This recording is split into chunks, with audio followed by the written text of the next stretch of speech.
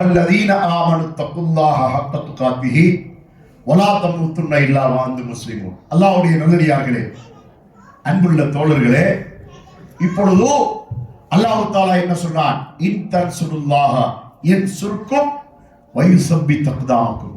நீங்கள் அல்லாஹ்வுக்கு உதவி செய்தால் அல்லாஹ் உங்களுக்கு உதவி செய்வான், உங்களுடைய பாதங்களையும் உறுதிப்படுத்துவான் என்று அல்லாஹ் சொன்னான் அல்லவா? இப்பொழுது அல்லாஹ்வுக்கு செய்யக்கூடிய உதவி என்றால் என்ன? அல்லாஹ்வுடைய தீனை இந்த பூமியிலே நிலைநாட்டுவதற்காக நம்முடைய நேரங்களையும் காலங்களையும் நாம் செலவு செய்ய வேண்டும். சகோதரர்களே, நாம் ஒவ்வொருவரும் நம்முடைய வாழ்க்கையை நாம் நினைத்து பார்ப்போம். நாம் பொருளாதாரத்தை தேடுவதற்காக நேரம் காலம் இல்லாமல் நாம் உழைக்கிறோமா இல்லையா? பகல் வேலை இல்லை, இரவு வேலைதான் நீ செய்ய வேண்டும் என்றால் அந்த தூக்கத்தை தியாகம் செய்து இரவு வேலை செய்கின்றோமா இல்லையா? நம்மால சுமக்க முடியாத பழுவான சில வேலைகளை தந்தாலும் பொருளாதாரம் என்ற நோக்கத்துக்காக அவைகளை நாம் செய்கிறோமா இல்லையா? இப்படி உலகத்திலே நாம் தேடுகின்ற இந்த பொருளாதாரம் இருக்கின்றதே, இது எதுவரைக்கும் நம்முடைய கையில இருக்க போகிறது? நம்முடைய தொண்டை குலுக்கி ரூஹ் வந்து உயிர் பெறுகின்ற நேரத்தோடு நம்முடைய இந்த எல்லா பொருளாதாரமும் வேறு ஒருவருக்கு சொந்தமாகி விடுகின்றது.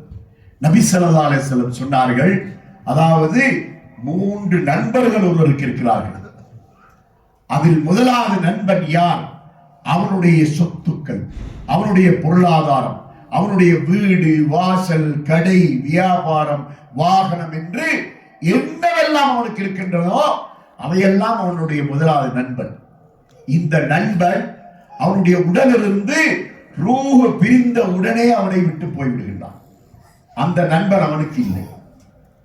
இரண்டாவது நண்பன் யார்?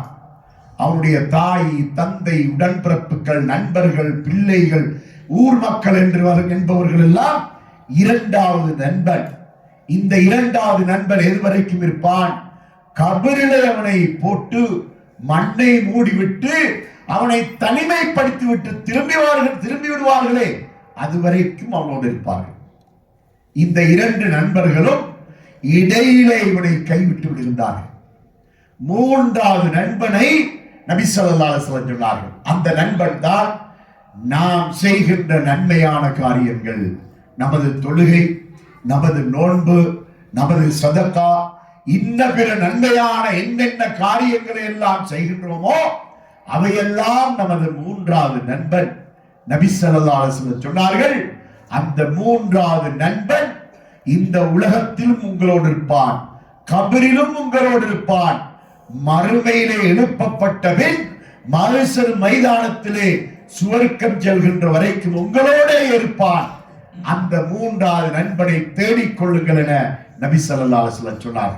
சகோதரர்களே, நாம் ஒவ்வொருவரும் நம்முடைய மனச்சாட்சியை தொட்டு கேட்டு பார்ப்போம். இந்த முதலாவது நண்பனுக்காகவும் இரண்டாவது நண்பனுக்காகவும் அதிகமாக உழைக்கின்றவர்களாக நாம் இருந்து கொண்டிருக்கின்றோம். ஆனால் இந்த மூன்றாவது நண்பனை தேடுகின்றவர்களாக நமது அதிகமான மக்கள் இல்லாத நிலைமையை பார்க்கின்றோம். தொழுகையாளிகளாக இருப்பார்கள், நோன்பாளிகளாக இருப்பார்கள், நன்மைகள் செய்வார்கள். ஆனால் அந்த மூன்றாவது நண்பனின் மீது அதிக அக்கறையற்றவர்களாக இன்று நமது மக்கள் இருந்து கொண்டிருக்கின்றார்கள். அல்லாஹ்வுடைய தூதர் ஸல்லல்லாஹு அலைஹி வஸல்லம் அவர்கள் ஒரு நாள் அதிகாலையிலே ஃபஜ்ர் தொழுகைக்கு பின்னால் வீட்டுக்கு வருகின்றார்கள். அவருடைய 2 கால்கள் வீங்கி இருக்கின்றன.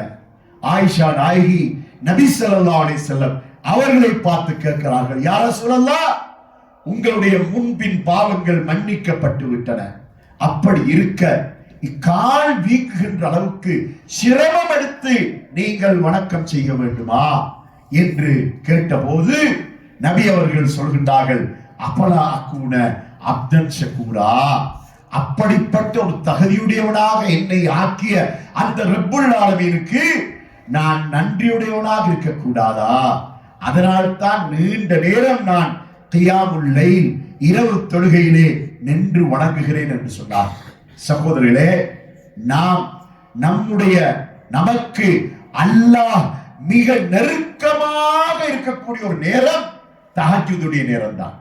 அந்த நேரத்தை பற்றி நபி ஸல்லல்லாஹு அலைஹி வஸல்லம் சொன்னார்கள், இன்ஸிலு ரப்புனா தபாரக வ தஆலா குல்ல லைலத்தின் இலா ஸமாஇ துன்யா. ஒவ்வொரு இரவின் பிற்பகுதியிலும் எங்களது ரப்பு முதலாவது வானத்துக்கு இறங்குகிறான். இறங்கி அவன் 3 விதமான அழைப்புகளை விடுக்கிறான். மையதுனி ஃபஸ்தஜீப லஹு வ மை யஸ்அலுனி ஃபஅதியஹு வ மை யஸ்தக்பிருனி ஃபஅக்ஃபிர லஹு. என்னை அழைப்பவருண்டா பதிலளிக்கிறேன், என்னிடம் கேட்பவருண்டா கொடுக்கிறேன், என்னிடம் பாவ மன்னிப்பு தேடுபவருண்டா மன்னிக்கிறேன் என்று அல்லாஹ் சொல்லுவதாக ரசூலுல்லாஹி ஸல்லல்லாஹு அலைஹி வஸல்லம் சொல்கிறார்கள். இந்த அழைப்பு ஒரே ஒரு முறை விடுப்பதல்ல, பிந்திய இரவு கழிகின்ற வரைக்கும் பல முறை அல்லாஹ் திரும்ப திரும்ப இந்த அழைப்பை விடுத்துக் கொண்டே இருப்பான். அந்த நேரத்திலே நமது மக்கள் ஆழ்ந்த நித்திரையோடு இருப்பார்கள். இரவு 12 மணி 1 மணி வரைக்கும் வீணாக பொழுதை கழித்து விட்டு பாவமான காரியங்களிலும் ஈடுபட்டு விட்டு அந்த கியாமுல் லைலுடைய நேரத்திலே நபி ஸல்லல்லாஹு அலைஹி வஸல்லம் அவர்கள் அல்லாஹ்வுக்கு அதிகமாக நெருங்கிய அந்த நேரத்திலே நமது மக்கள் ஆழ்ந்த நித்திரையோடு இருப்பார்கள். அவர்களில் ஒரு கூட்டத்தார் ஃபஜ்ர் தொழுகையும் இல்லாமல் நித்திரை கொள்வார்கள். இப்படியான இவர்கள் எல்லாம் 3வது நண்பனை தேடவில்லை. முதலாவது நண்பருக்காகவும் 2வது நண்பருக்காகவும் அவருடைய வாழ்க்கையை தியாகம் செய்து கொண்டிருக்கின்றார்கள். அந்த 3வது நண்பனை தேடாமல் இருப்பதனுடைய விளைவை சக்கராத்துடைய நேரத்திலே அவர்கள் அனுபவித்துக் கொள்கின்றார்கள். சக்கராத்துடைய நேரத்திலே பாவி ஒருவன் அல்லாஹ்வோடு நேரடியாக உரையாடுவதாக அல்லாஹ் அல் குர்ஆனில் சொல்கிறான். இந்த உலகத்தில் மக்கள் உயிர் வாழுகின்ற இந்த காலத்தில் அல்லாஹ்வோடு நபிமார்கள் மட்டும்தான் பேசினார்கள், வேறு எவரும் பேசவில்லை. ஆனால் சக்கராத்துடைய நேரத்திலே பாவிகளும் அல்லாஹ்வோடு உரையாடுவதாக திருமறை குர்ஆன் 23வது அத்தியாயத்தின் 99வது 100வது வசனத்திலே அல்லாஹ் சொல்லி காட்டுகின்றான். ஹத்தா இதா ஜாஅ அஹதஹுல் மௌத்து கால ரப்பிர்ஜிஊன். சக்கராத்துடைய நேரத்திலே மரணம் அவனை நெருங்கிக் கொண்டிருக்கின்ற நேரத்திலே ஒருவன் தன்னுடைய வாழ்க்கையிலே மறுமைக்காக வாழாமல் இந்த உலகத்துக்காக அவருடைய வாழ்க்கையை அர்ப்பணித்து வாழ்ந்து விட்டு மரணத்தை தழுவிக் கொண்டிருக்கின்ற அந்த கடைசி நேரத்திலே அல்லாஹ்விடத்திலே சொல்கிறான், ரப்பிர்ஜிஊன், அல்லாஹ்வே உடனடியாக மூத்தாக்கி விடாதே, எனக்கு அவகாசம் தந்து விடு, சந்தர்ப்பம் தந்து விடு, காலம் பிற்படுத்தி என்னை மூத்தாக்கி விடு. எதற்காக? லஅல்லி அஅமலு சாலிஹன் ஃபீமா தரக்து, எனக்கு விடுபட்டு போன அமல்களை செய்வதற்கு ஒரு சந்தர்ப்பம் தந்து விடு, ஒரு வாய்ப்பை தந்து விடு. விடுபட்டு போன அமல்கள் செய்வதற்கு கடமையாக இருந்து விடுபட்டு போன அமல்களை செய்வதற்கு சந்தர்ப்பம் கேட்கிறான். அல்லாஹ் தஆலா அவனை பார்த்து சொல்கிறான், அவனை பார்த்து கல்லா இன்னஹா கலிமத்துன் ஹுவ காயிலுஹா, நீ சொல்லுகின்ற மாதிரியாக என்னிடத்திலே இதே மாதிரியாக கெஞ்சுகின்ற பாவிகளை நான் கண்டிருக்கிறேன். ஆனால் வமின் வராஇஹிம் பர்ஸகுன் இலா யௌமி யுபாஸூன், மறுமை நாளில் எழுப்பப்படுகின்ற வரைக்கும் பர்ஸக் என்ற ஒரு கபர் வாழ்க்கை உனக்கு இருக்கின்றது, அதை நீ அனுபவித்துக் கொள் என்று அல்லாஹ் சொல்லுவதாக மேலே சொன்ன 23வது அத்தியாயத்தின் 99வது 100வது வசனத்திலே அல்லாஹ் சொல்லி காட்டுகின்றான். சகோதரர்களே, சக்கராத்துடைய நேரத்திலே புலம்புகின்ற நிலைமை நமக்கு வரக்கூடாது. எந்த நேரத்தில், எந்த இடத்தில், எந்த அமைப்பில் மரணம் வரும் என்பது நமக்கு தெரியாது. நீங்கள் நியூஸிலே பார்க்கிறீர்கள், அமெரிக்காவிலே ஒரு ஹெலிகாப்டர் 64 பேர் பயணித்த ஒரு விமானமும் மோதி அது விழுந்து எல்லோருமே இறந்து விட்டார்கள் என்ற செய்தியை நீங்கள் நியூஸிலே பார்க்கின்றீர்கள். அதே போல அண்மையிலே வடகொரியாவிலே அது லேண்ட் பண்ணி ஒரு விமானம் கிராஷ் ஆகி அது போய் ஒரு மதிலிலே முட்டி வெடித்து சிதறி அதிலே 2 பேர் தவிர எல்லோரும் இறந்தார்கள் என்ற செய்தி நமக்கு கேள்விப்படுகிறது.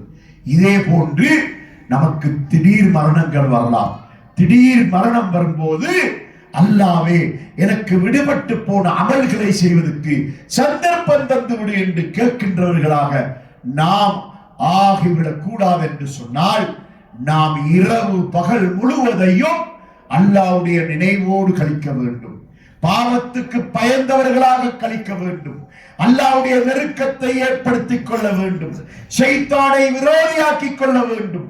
அல்லாஹ்வை நமது அன்புக்குரியவனாக ஆக்கிக் கொள்ள வேண்டுமாயிருந்தால் நம்முடைய வாழ்க்கையிலே நாம் அந்த ரப்புல் ஆலமீனுக்கு முழுமையாக அடிபணிந்து அவனுக்கு முற்றிலும் நெருக்கமான ஒரு வாழ்க்கை வாழ்வதற்கு நாம் முயற்சி செய்ய வேண்டும். அத்தோடு ஆரம்பத்திலே நான் உங்களுக்கு சொன்னேன், இன் தன்சுருல்லாஹ யன்சுர்கும் வயுஸப்பித் அக்தாமக்கும்.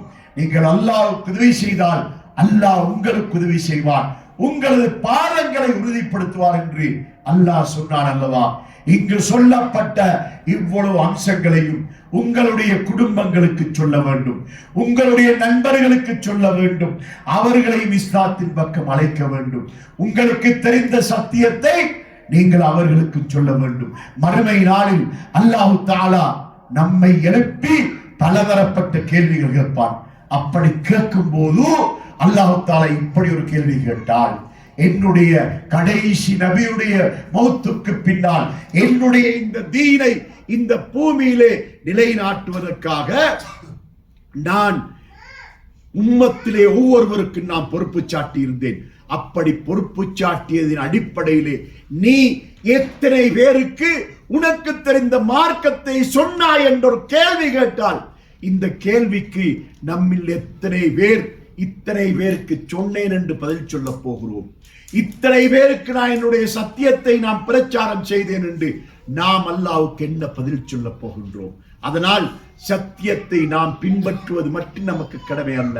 நமக்கு தெரிந்த சத்தியத்தை யார் யாருக்கெல்லாம் சொல்வதற்கு வசதியும் வாய்ப்பும் இருக்கின்றதோ அவர்களுக்கெல்லாம் நமக்கு தெரிந்த சத்தியத்தை நாம் சொல்லுவது நம் மீது கடமை என்பதை கவனத்தில் கொண்டு மார்க்கத்தை பின்பற்றுகின்றவர்களாகவும் நமக்கு தெரிந்த மார்க்கத்தை பிறருக்கு பிரச்சாரம் செய்கின்றவர்களாகவும் நம்மை நாம் ஆக்கிக் கொள்ள வேண்டும் என்பதை உங்களுக்கு கூறி விடைபெறுகிறேன். وآخر دعوانا الحمد لله رب العالمين. أقول قولي هذا واستغفر الله العظيم لي ولكم ولجميع المسلمين والمؤمنين من كل ذنب فاستغفروه إنه هو الغفور الرحيم.